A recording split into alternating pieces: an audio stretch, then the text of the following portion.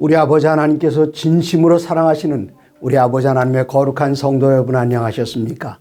우리들은 이번 기회에 13번에 걸쳐서 하나님의 말씀인 성경을 어떻게 해석하는지를 공부하고 있습니다. 오늘은 그 세 번째 시간으로 이 성경을 예수님과 예수님의 제자들은 어떻게 생각하셨는가, 그런 제목으로 함께 말씀을 나누겠습니다. 오늘날 이 성경은 많은 사람들에게 있어서 하나님의 신적 권위를 가진 말씀으로 받아들여지기보다는 어떤 이들은 문학서적으로 이해하고 있습니다. 그러나 지금으로부터 한 30-40년 전까지만 해도 이 대부분의 기독교인들은, 그리스도인들은 이 성경에 절대적인 권위를 부여하면서 하나님의 말씀으로 받아들이는 데 주저하지 않았습니다. 제가 군에 갔을 때에 한 가지 휴대폰이 있었습니다. 다른 모든 것들은 다 집으로 보내야 했습니다만 하나 제게 있는 것은 조그만 성경책이었습니다. 성경을 읽을 시간이 그렇게 넉넉하지 않았습니다. 그 심한 훈련 가운데 병사들은 10분간 휴식하면 다 주저앉습니다. 그리고는 그들은 담배를 붙여서 피우는데 담배가 귀하니까 한 병사가 담배를 쭉 빨아들이면 그 다음 병사가 입을 벌리고 있은 그 입 속에다 연기를 넣어주는 그런 모습도 봤고, 정말 사람이 품이 있어야 되는데 누가 먹다 버린, 피우다 버린 담배꽁초를 보면 그 담배꽁초를 가서 거기 다른 사람의 타액이 묻었을 텐데도 그걸 다시 벗기고 종에 사서 피우는 그런 모습을 봤는데, 다른 병사들이 그냥 누워서 10분간 휴식 담배 피우고 있는 그 시간은 제가 성경을 읽는 시간이었습니다. 그 10분 그리고 어느 날은 제가 화장실에 들어가서 울었습니다. 왜 울었는가 하면은 저도 모르게 화장실에 앉아서 변기에 앉아서 성경을 읽고 있었던 것입니다. 방해받지 않은 시간, 또 누구도 말하지 않은 시간, 그 시간은 화장실에 있는 시간이었기 때문에 화장실에 앉아서 성경을 읽다가 이렇게 거룩한 말씀을 화장실에 읽다니 갑자기 눈물이 떨어져서 제가 군에서 사용하던 그 성경책에는 여기 눈물방울이 떨어져 있었습니다. 이렇게 6주 동안 훈련받으면서 신약 성경 한 권을 다 읽을 수 있었는데 그 10분간 휴식 시간, 그리고 어쩌다 화장실에 들어가서 읽는 그 시간에 훈련 기간 동안에 신약 성경을 다 읽을 수 있었습니다. 이 말씀은 저에게 위로를 했고 용기를 주었고 힘을 북돋아 줬습니다. 오늘날 전 세계를 뒤덮고 있는 코로나 바이러스 때문에 얼마나 많이들 고생이 많습니까? 이때 성경 말씀은 우리들에게 이야기하십니다. 이 성경에는 두려워 말라라는 말이 365번이 있습니다. 1년이 365일입니다. 매일같이 하나님께서는 두려워 말라 성경을 통해서 우리들에게 말씀하고 계십니다. 오늘날 많은, 심지어는 신학자들까지도 이 성경을 하나님께서 말씀하신 것이라기보다는 옛날 히브리인들의 고전 문학 정도로 다루는 사람들도 있습니다. 그러나 예수님께서는 우리들에게 좋은 모본을 보여주셨는데, 과연 예수님께서는 이 성경을 어떻게 받아들이시고 어떻게 취급을 하셨을까요? 그 예를 살펴보겠습니다. 예수님께서 어려서 자라나신 곳 나사렛에서 항상 그는 육신적인 어머니 마리아로부터 하나님의 말씀을 들었습니다. 그리고 말씀 안에서 성장하며 자라났습니다. 마침내 예수님께서는 30살이 되셨을 때에 그의 육신적인 아버지 요셉이 물려준 그 목공소에 문을 닫고 깨끗하게 정리한 다음에 문을 닫고는 저 요단강으로 가서 침례 요한에게 침례를 받고, 그리고 나설 때에 예수님의 공생애는 시작됐습니다. 그 모습을 가리켜 침례 요한은 보라, 세상 죄를 지고 하는 하나님의 어린 양이로다. 그리고 예수님께는 침례 받자마자 광야로 가셔서 40일 동안 금식하셨습니다. 가장 육신적으로 연약해진 그때에 사단이 나타나서 예수님을 공격했습니다. 이때 마태복음 4장 1절에 보시면, 그때 예수께서 성령에게 이끌려 마귀에게 시험을 받으러 광야로 가사 40일을 밤낮으로 금식하신 후에 줄이신지라, 그때 시험하는 자가 예수께 나와 이르되 내가 만일 하나님의 아들이거든 명하여 이 돌들로 떡덩이가 되게 하라. 이것은 예수님께 엄청난 시험거리였습니다. 우리에겐 시험거리가 되지 않습니다. 우리에겐 왜 시험거리가 되지 않는가? 배고플 때 돌을 들고 있어도 이걸 떡으로 만들 능력이 없기 때문에 시험거리가 되지 않습니다만은, 예수님께서는 모든 것을 말씀으로 만물을 창조하신 분이셨기 때문에 능히 이 돌이 변하여 떡이 되게 하실 수 있었습니다. 이때에 예수님께서는 사단과 다른 얘기 더 길게 하지 않으셨습니다. 그를 물리적인 힘으로 쫓지도 않으셨습니다. 예수님께서는 그에게 강력한 무기가 들려져 있었는데 그 무기는 말씀의 검 성경이었습니다. 그래서 예수님께서는 이 구약 성경을 어떻게 사용하셨는가 하면 그냥 내려오는 옛 어른들의 지혜의 문학 정도 그렇게 생각하지 아니하시고, 하나님 이 말씀의 주인공이신 예수님께서는 구약 성경을 인용하셔서 말씀하시기를, 마태복음 4장 4절에 예수께서 대답하여 이르시되 기록되었으되, 어디에 기록되어 있습니까? 구약 성경에 기록되어 있다는 말입니다. 기록되었을 때 예수님께서는 칼을 뽑아 드셨습니다. 그것이 바로 말씀의 검이었습니다. 그리고 사단에게 말씀하시기를 사람이 떡으로만 살 것이 아니요 하나님의 입으로부터 나오는 모든 말씀으로 살 것이라. 신명기 8장 3절에 기록된 말씀입니다. 또다시 사단이 예수님을 공격할 때에 그가 예수님의 판단력을 흐리게 했습니다. 이번엔 사단도 성경을 인용하면서 4장 6절에 이르되 내가 만일 하나님의 아들이거든 뛰어내리라 기록되었으되, 뛰어내리라. 그리고 내가 하나님의 아들됨을 증명하라. 이때 예수님께서는 또 말씀하십니다. 4장 7절에 예수께서 이르시되 또 기록되었으되. 그리고 세 번째, 이제 사단이 온 천하를 보여주면서 내게 무릎 꿇으라 이야기할 때에 여기 4장 10절에는 이에 예수께서 말씀하시되 사탄아 물러가라 기록되었으되 주 너희 하나님께 경배하고 다만 그를 섬기라 하였느니라. 지금 예수님께서 기록되었으되 기록되었으되 기록되었으되 세 번 언급하셨습니다마는, 예수님께서는 다른 곳에서는 이사야서의 글을 인용하시고 시편의 글을 인용하시는데 특별히 광야에서 사단과 싸우실 때는 신명기에서만 세 번 인용하셨습니다. 저와 함께 일을 도와서 일하던 한 자매가 있었습니다. 여러 해 동안 제 사무실에 정말 신실하게 일을 해줬는데 이 자매가 어제 제게 전화를 걸었습니다. 너무나도 기뻤습니다. 이 자매가 목사님, 이 자매가 결혼한 지 한 2년 좀 넘었는데 제게 전화하면서 목사님 저 아기를 가졌어요. 얼마나 기뻤는지요. 그때 제가 이 자매에게 이야기했습니다. 태교 중에 가장 좋은 태교는 예수님께서 광야에서 사단과 싸우면서 세 번이나 인용하셨던 신명기, 그 가운데서도 특별히 신명기 6장을 전체를 다 외우라. 이것이 가장 좋은 태교 방법이다 그랬습니다. 예수님께서 그렇게 사랑하셨던 신명기, 그 중에 6장을 이 자매에게 알려줬습니다. 예수님께서는 이 성경을 하나님의 말씀으로 높였고 이 성경을 이 세상에서 어떻게 살아가야 하는지를 성경에서 나와 있는 것들을 몸소 실천해서 우리에게 보여주셨습니다. 그리고 성경은 항상 우리 주님 손안에 들려주는 무기였습니다. 그리고 성경은 구약 성경에 기록된 모든 예수님에 관한 것들을 성취시키는 그런 책이었습니다. 이제 예수님께서는 그런 율법에 대해서 어떻게 생각하셨는가? 사람들은 율법주의자라는 말을 기독교인들은 엄청나게 싫어합니다. 그러면서 성경에 나오는 계명대로 따라 살면 율법주의자라고 손가락질하는데, 예수님께서는 율법에 대해서 어떻게 생각하셨는가? 마태복음 5장 17절입니다. 내가 율법이나 선자를 폐하러 온 줄로 생각지 말라. 폐하려 온 것이 아니요 완전하게 하려 함이라.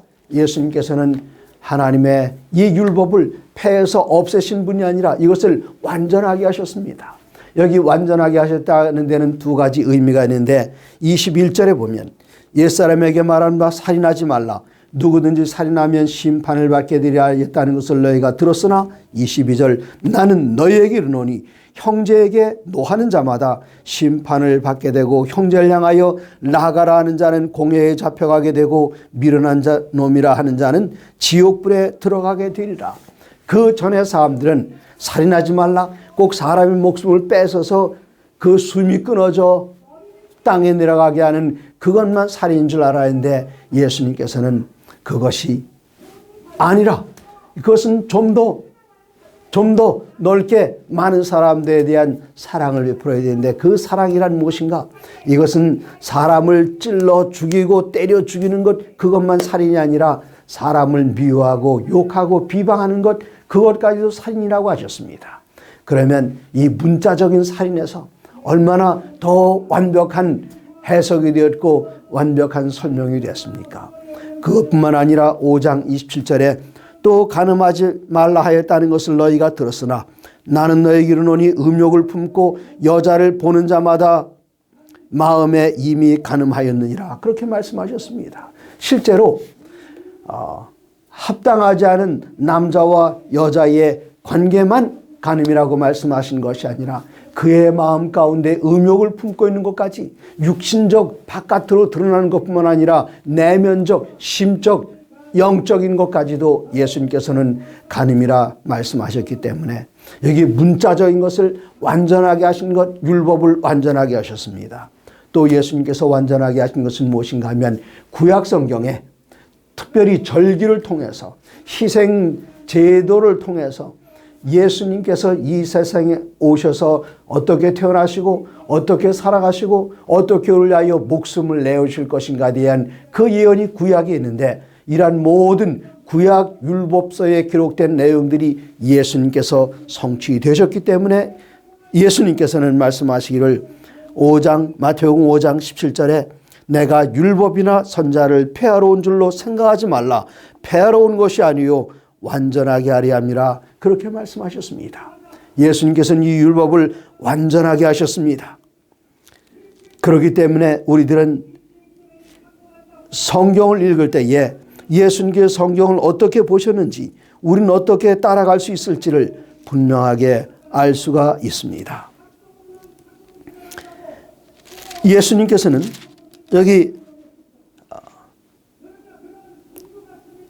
마태복음 22장에서 한 이야기를 나누시는데 여기 부활이 없다고 믿는 사두개인들과의 논쟁이 벌어졌습니다. 사두개인들이 와서 예수님을 걸려 넘어지게 하려고 이야기를 합니다. 선생님, 모세가 일렀을 성경에 구약 성경에 있는 말입니다. 사람이 만일 자식이 없이 죽으면 그 동생이 아내와 장가들어 형을 위하여 상속자를 세울지니라 하였나이다. 그런데 이 집에 7형제가 있었습니다. 내 큰형이 죽고 둘째가 죽고 셋째가 죽고 마침내 이 첫 번째 형의 형수였던 그 형수와 7명의 모든 형제들이 다 같이 잠을 자게 되었다면 나중에 부활의 날에 최후에 누구의 아내가 되겠습니까? 이때 예수님께서는 말씀하셨습니다. 마태복음 22장 29절입니다. 예수께서 대답하여 이르시되 너희가 성경도 하나님의 능력도 알지 못하는 거로 오해하였도다. 이 사람들은 그냥 문자적인 것만 가지고 그 내용, 하나님께서 말씀하시는 그 내용에 대해서는 전혀 깊이 생각을 해보지 못했기 때문에 엉뚱한 질문을 했던 것입니다. 이때 예수님께서는 정확한 대답을 주셨는데 이제 예수님께서 사두개인들을 불편하게 만들었다는 이야기를, 그런 소문을 바리새인들이 들었습니다. 34절로 40절입니다. 예수께서 사두개인들로 대답할 수 없게 하셨다함을 바리새인들이 듣고 모여서 그들이 예수님께 질문합니다. 무슨 질문입니까? 그 중에 한 율법사가 예수를 시험하여 묻되 선생님, 율법 중에서 어느 계명이 큽니까? 여기 사두개인들은 부활을 믿지 않은 사람들이었습니다. 천사에 대해서 믿지 않은 사람들이었습니다. 이번에는 바리새인들입니다. 바리새인들은 어떤 사람들입니까? 하나님의 말씀을 그 내면 속에 깊이, 그리고 하나님께서 말씀을 주실 때에 왜 주셨는지에 대하여 깊이 생각하는 것보다는 여기 기록된 그 조문, 문자적인 것, 그것만 따라가느라고 애쓰는 아주 피곤한 사람들이었습니다. 이제 예수님께서 시험하기를 여기 하나님께서 우리들에게 계명을 주셨는데 그 중에 어느 계명이 더 큰 계명입니까? 네. 우리가 어느 계명을 지켜야 되겠습니까? 이때 예수님께서 주신 대답은 정말 분명하고도 명료합니다. 예수님께서 마태복음 22장 37절에 말씀하시기를 예수께서 이르시되 내 마음을 다하고 목숨을 다하고 뜻을 다하여 주 너희 하나님을 사랑하라 하셨으니 이것이 크고 첫째 되는 계명이요 둘째도 그와 같으니 내 이웃을 내 자신과 같이 사랑하라 하셨으니 이 두 계명이 온 율법과 선지자의 강령이니라. 이 모든 계명이 다 무슨 얘기입니까? 첫 번째 계명부터 네 번째 계명, 하나님을 사랑하는 계명, 그리고 다섯 번째부터 열 번째 계명, 우리 인류가 인간들이 서로 어떻게 사랑을 나누며 서로 돕고 하나님의 형상을 반영하며 하나님의 사랑을 세상에 드러내는지를 보여주는 계명이 나머지 6계명입니다. 그런데 이 모든 계명을 한 글자로 말하면 무엇인가? 첫 번째 계명은 하나님을 사랑하라. 두 번째 계명은 서로 사랑하라. 내 이웃을 내 자신같이 사랑하라. 한마디로 말하면 사랑입니다. 하나님께서 우리에게 주신 율법의 내용은 무엇입니까? 사랑입니다. 우리가 살인하지 않는 것, 우리가 사람을 왜 원수를 사랑해야 하는가? 이것은 사랑 때문입니다. 다른 사람의 물건을 훔치지 않고 나눠주는 것, 이것은 사랑 때문입니다. 우리가 하나님의 다른 신들을 갖지 않고 하나님께 망령되이 일컫지 아니하고 하나님의 이름을 망령되이 부르지 않고 안식일 지키면 이러한 모든 것들이 다 무슨 행동인가 하면은 하늘에 계신 하나님을 사랑하는 행위입니다. 그러므로 성경에 기록된 모든 내용들은 한 단어로 귀착이 되는데 그것은 사랑입니다. 그 사랑인 것 하나님의 율법입니다. 예수님께서는 율법을 이렇게 이해하시고 우리들에게 이렇게 가르쳐 주셨습니다. 누가복음 24장 13절로 옮겨가 보시겠습니다. 누가복음 24장에 가보시면은 이제 이곳에서 예수님께서는 모든 성경을 어떻게 다루셨는가를 보실 수 있는데 여기 부활하신 다음에 제자들은 참담했습니다. 예수님께서 인류를 구원하시는 구세주이시며 그들을 로마군의 학정으로부터 구원해 줄 구세주 곧 메시아로 봤는데 예수님께서 끔찍하게 자기 자신도 지키지 못하고 돌아가시는 그 모습을 보면서 그들은 낙담하고 실망했습니다. 하늘이 무너지고 땅이 꺼지는 것 같았습니다. 예수님께서 부활하셨다는 소문은 들었지만 어떻게 사람이 살아났다는 말을 믿을 수가 있겠습니까? 그래서 예수님을 가까이 따르던 두 제자가 이제 그들의 고향으로 돌아갑니다. 이때 예수님께서 고향 엠마오로 가는 두 제자를 길에서 만나서 같이 이야기합니다. 왜 그렇게 얼굴 모양이 그렇습니까? 당신 어디서 오는 거예요? 난 지금 예루살렘에서 옵니다. 아니 예루살렘에서 왔다면서 최근에 일어난 그 끔찍한 일을 알지 못합니까? 우리들은 그가 우리를 구원할 메시아인 줄 알았습니다. 이때 예수님께서 그들에게 들려주는 이야기가 있습니다. 누가복음 24장 27절입니다. 이에 모세와 모든 선자의 글로 시작하여 모든 성경에 쓴 바 자기에 관한 것을 자세히 설명하시더라. 예수님께서 당신께서 어떻게 돌아가시고 어떻게 부활하시고 이런 것을 당신의 역사적인 사실로만 그들에게 인식시켜주는 것이 아니라 이런 모든 내용이 옛날 모세가 기록한 글에 다 있다. 선자들이 기록한 그 글에 다 있다. 그리고 시편에 다 기록이 되어 있다. 예수님께서는 구약에 나오는 그러한 내용들을 다 끌어내셔서 이 엠마오로 가는 두 제자들에게 이야기해 줬습니다. 그럴 때에 그들의 마음이 뜨거워졌습니다. 또 한 경우가 더 있습니다. 그 다음에 예수님께서는 엠마오로 가는 두 제자에게 나타나신 그 다음에 나머지 제자들이 모인 그 자리에 나타나셨습니다. 사람들이 예수를 보고 반가워하는 것이 아니라 부활을 제대로 믿지 못했기 때문에 영으로 생각하고 무서워했습니다. 그때 예수님께서는 손과 발을 보여주면서 봐라. 여기 못자국이 있지 않느냐. 믿지 못하겠거든 여기 손 놓고 믿어봐라. 그렇게 이야기하셨습니다. 그리고 그들에게 하신 말씀은 또 무슨 말씀이었습니까? 44절에 보시면 또 이르시되 내가 너희와 함께 있을 때에 너희에게 말한 바 모세의 율법과 선자의 글과 시편에 나를 가리켜 기록한 모든 것이 이루어져야 하리라 한 말이 이것이라 하시고 이에 그들에게 마음을 열어 성경을 깨닫게 하시고 또 이르시되 그리스도가 고난을 받고 제3일에 죽은 자 가운데서 살아날 것과 또 그의 이름으로 죄의 사함을 받은 자 받게 하는 회개가 예루살렘에서 시작하여 모든 족속에게 전파될 것이 기록되었으니 너희는 이 모든 일의 증인이라. 예수님께서는 구약 성경에서 당신에 대하여 어떻게 말씀하셨는지, 메시아가 이 땅의 왕으로 등극해서 유대인을 쳐부수는 그런 메시아가 아니라 이들의 죄에서 구원해 주고 하늘로 인도하고 그들에게 생명을 주는 그 구약 성경의 예언이 예수님을 통해서 어떻게 성취되었는가를 분명하게 보여주면서 지금 그들 앞에 나타내신 예수님을 그들이 믿을 수 있었다면 무엇도 믿을 수 있는가 하면 구약 성경의 모든 기록도 믿을 수 있다는 사실을 제자들에게 분명히 깨우쳐 주셨습니다. 예수님께서는 당신이 하신 말씀의 집합체가 그 모인 것이 성경 말씀이면서도 예수님께서는 그 말씀을 높이셨습니다.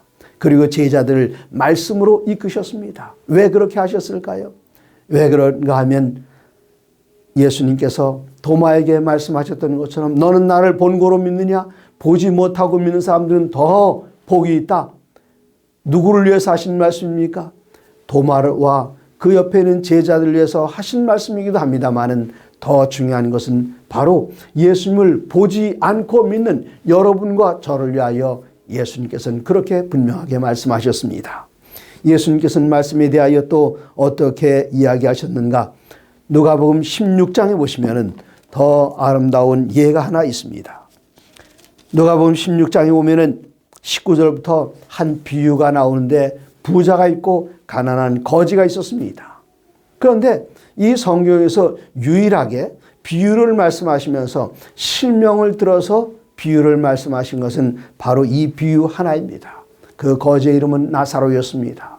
부자는 고대 광실 높은 곳에서 잘 먹고 흥청거리고 있었지만 가난한 거지는 그 부자가 먹다가 떨어뜨린 그 찌꺼기나 주워 먹는 그런 불쌍한 지경에 놓여 있었습니다. 거기다 또 피부병까지 있어가지고 고생을 했습니다. 그런데 이 거지가 이젠 죽었습니다. 22절입니다. 거지가 죽어 천사들에게 받들려 아브라함의 품에 들어가고 부자도 죽어 장사되매. 이것은 비유라는 사실을 여러분 아시기 바랍니다. 사람이 죽으면 뭐 곧장 어디에 가는 것 그것이 아닙니다. 여기에 대한 결론이 이제 그 다음에 읽는 성경절에서 나옵니다. 23절 그가 음부에서 고통 중에 눈을 들어 멀리 아브라함과 그의 품에 있는 나사로를 보고 불러 이르되 아버지 아브라함이여 나를 긍휼히 여기사 나사로를 보내어 그 손가락 끝에 물을 찍어 내 혀를 서늘하게 하소서. 내가 이 불꽃 가운데 괴로워합니다. 이때 아브라함이 대답을 하지요. 이때 이 부자가 아브라함에게 한 가지 간청을 합니다. 26절입니다. 27절입니다. 이르되 그러면 아버지여 구하오니 나사로를 내 아버지 집에 보내소서. 내 형제 5이 있으니 그들에게 증언하게 하여 그들로 이 고통받는 곳에 오지 않게 하소서. 지금 이 비유 속에서 나사로는 죽었습니다. 그런데 이 부자는 말하기를 지금 내가 여기서 이렇게 고통당하고 있습니다. 그러니 우리 집에 보내셔서 우리 집 형제가 5인데 내가 여기서 이렇게 고통당하고 있으니 그 형제들이 이곳에 오지 않도록 꼭 좀 전해 주십시오. 이때 아브라함이 한 말이 이 말입니다. 귀담아 들으셔야 됩니다. 29절입니다. 누가복음 16장 29절에 아브라함이 이르되 그들에게 모세와 선자들이 있으니 그들에게 들을지니라. 그들에게 모세와 선자가 있다고요? 그 말이 무슨 말입니까? 그들에게 성경 말씀이 있단 말입니다. 그랬더니 이 이 부자가 또 이야기합니다. 네, 30절에 이르되 그렇지 아니하니이다. 아버지 아브라함이여 만일 죽은 자에게서 그들에게 가는 자가 있으면 회개하리이다. 네. 그냥 성경 말씀 그거 말고요. 여기 나사로가 죽었다는 거 세상이 다 아는데 이 죽은 나사로가 살아나서 가서 이야기한다면 죽었다 산 사람의 말을 듣지 않겠습니까? 어떤 사람들은 이적과 기사만 쫓아다니면서 믿으려 하는 사람들이 있습니다. 그러나 말씀은 단호하게 그렇지 않다고 이야기합니다. 31절에 이르되 모세와 선자들에게 듣지 아니하면 비록 죽은 자 가운데서 살아난 자가 있을지라도 권함을 받지 아니하리라 하였다 하시니라. 성경 말씀이 우선입니다. 성경 말씀에 있는 것을 믿지 못한다면 죽은 사람이 깨어서 일어나서 살아나서 가서 이야기해도 사람들은 믿지 않을 것이다. 그러므로 이 마지막 때에 이런 이적과 기사를 따라다니는 사람들이 있을 것입니다. 그러나 그 이적과 기사가 진실인 것을 증명하는 것이 아니라 이것이 옳은가 그런가 그것은 이사야 8장 20절에 기록된 것처럼 마땅히 율법과 증거의 말씀을 쫓을지니 마땅히 기록된 성경 말씀을 쫓을지니 저들의 말하는 바가 이 말씀에 맞지 아니하면 정령이 아침빛을 보지 못할 것이라 그렇게 말씀하셨습니다. 그러므로 예수님께서는 오직 이 성경만이 우리의 갈 길을 밝히 보여주는 나침반인 것을 다시 한번 확인해 주셨습니다. 마태복음 19장에 가시면은 이제 예수님께서는 성경을 또 어떻게 취급하시는지 이야기 하나 나옵니다. 여기 사람들이 와서 예수님께 한 가지 시험합니다. 모세의 글에 의하면 합당한 이유가 있으면 아내를 버려도 된다고 그랬는데 선생은 어떻게 생각하십니까? 이때 예수님의 대답은 마태복음 19장 4절에 예수께서 대답하여 이르시되 사람을 지으신 이가 본래 그들을 남자와 여자로 지으시고 말씀하시기를 누가 말씀하셨다고요? 사람을 지으신 이가 말씀하셨다고요? 그러므로 사람이 그 부모를 떠나서 아내에게 합하여 그 둘이 한 몸이 될지니라 하신 것을 읽지 못하였느냐? 읽었다는 것은 무엇입니까? 문서로 기록된 것입니다. 그런데 그 문서로 기록된 것이 구약성경인데 이 구약성경을 가리켜 예수께서는 마태복음 19장 4절에 예수께서 이르시되 사람을 지으신 이가 5절 말씀하시기를 그런데 너희가 읽지 못하였느냐? 그 말씀은 무엇입니까? 말하는 것은 귀로 듣는 것입니다. 근데 누가 말씀하셨다고요? 사람을 지으신 이가 말씀하시기를. 그런데 그 사실을 읽지 못하였느냐? 어디서 읽지 못했느냐고요? 성경에서 읽지 못했느냐? 그럼 이 말은 무슨 뜻입니까? 사람을 지으신 이가 말씀하신 그 하나님, 바로 또 읽지 못하였느냐? 성경에서? 그러면 예수님께서는 이 성경 말씀에 기록된 그 내용을 하나님께서 하신 말씀으로 똑같은 여기 같은 등식 위에다가 올려놔둔 것입니다. 그러므로 예수님께서는 이 성경 말씀을 누구의 말씀으로 성경의 글을 누구의 말씀으로 예수님께서는 이해하고 가르치셨는가 하면은 하나님의 말씀으로 이해하고 가르치셨습니다. 이것은 결코 사람의 이야기가 사람이 쓴 지어낸 이야기가 아닙니다. 예수님께서는 제자들에게 가르칠 때에 자주 구약에 나오는 이야기들을 인용하셨습니다. 역사적인 사건으로 이런 모든 사건들이 성경에 기록되어 있습니다. 예수님께서는 노아에 대해서 말씀하시고 롯의 아내에 대해서도 말씀하시고 다윗에 대해서도 말씀하시고 아브라함에 대해서도 말씀하시고 여러 가지 많은 이야기들을 하시면서 구약 성경책을 예수님께서는 절대적인 하나님의 말씀으로 받아들이셨다는 사실을 보여주셨습니다. 그러면 제자들은 어떻게 했을까요? 사도행전으로 가시겠습니다. 사도행전 4장 24절에 보시면 그들이 듣고 한 마음으로 하나님께 소리를 높여 이르되 대주제여 천지와 바다와 그 가운데 만물을 지으신 이시요 25절 또 주의 종 우리 조상 다윗의 입을 통하여 성령으로 말씀하시기를 성령을 통해서 어떻게 말씀하셨는가? 성령을 통해서 다윗의 입을 사용해서 성령께서 말씀하셨다. 그렇게 기록을 해놨습니다. 그러므로 이 신약 성경이 나오는 사도들은 성경 말씀을 어떻게 이해했는가 하면 하나님의 말씀으로 받아들이고 이해했습니다. 사도행전 13장에는 사도들이 또 성경을 이렇게 이해했습니다. 13장 33절입니다.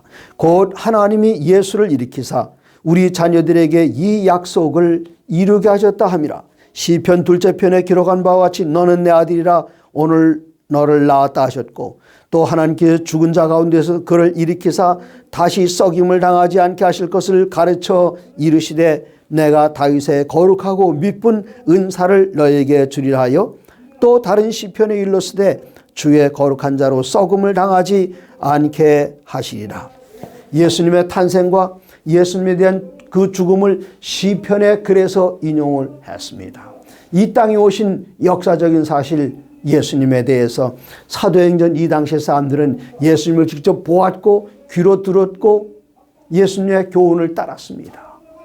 그 사람들에게 분명하게 이르기를 이것은 그냥 갑자기 예수님 혼자 어디서 뚝 떨어져 가지고 이렇게 하신 것이 아니라 다 성경에 예수님의 탄생에 대해서 이렇게 예언이 되어 있다. 예수님의 생애에 대해서 봉사에 대해서 이렇게 예언이 되어 있다.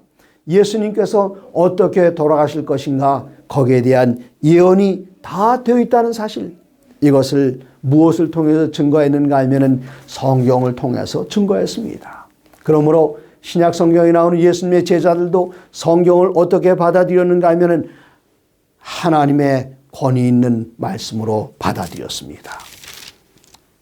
오늘날 많은 사람들이 이 성경을 그렇게 하지 못할지라도 우리들은 이제 이 성경으로 다시 되돌아가서 하나님의 말씀의 권위를 다시 세워야 할 때가 있었다면 바로 이때입니다. 로마서 9장 17절에 보시면은 성경이 바로에게 이르시되, 성경이 바로에게 말했다고요? 무슨 말입니까? 여기 사도 바울 역시 이 성경 하나님과 하나님의 말씀과 성경의 말씀을 동일시했습니다. 그러므로 성경이 바로에게 이르시되 내가 이 일을 위하여 너를 세웠으니 곧 너로 말미암아 내 능력을 보이고 내 이름이 온 땅에 전파되게 하려 함이라 하셨으니. 그러므로 이 성경에 나오는 모든 글들을 보면 특별히 신약 성경에는 기록되었으되라고 말하면 어디에 기록된 말씀인가? 구약 성경에 기록된 말씀을 인용할 때였습니다. 우리가 요한계시록을 보면은 어떤 분들은 계시록책 너무 어려워요 그렇게 말씀합니다만 이 성경 중에서 계시록처럼 이해하기 쉬운 책이 없습니다. 왜 그런가 하면 요한계시록의 그 비유와 상징이란 모든 것들은 다 어디서 가지고 왔는가 하면은 구약 성경에 기록된 것들을 가지고 왔기 때문에 구약 성경의 배경을 이해하게 된다면 요한계시록의 내용을 이해하는데 그렇게 어렵지 않습니다. 신약 성경의 모든 기자들, 예수님의 제자들은 구약 성경을 높였습니다.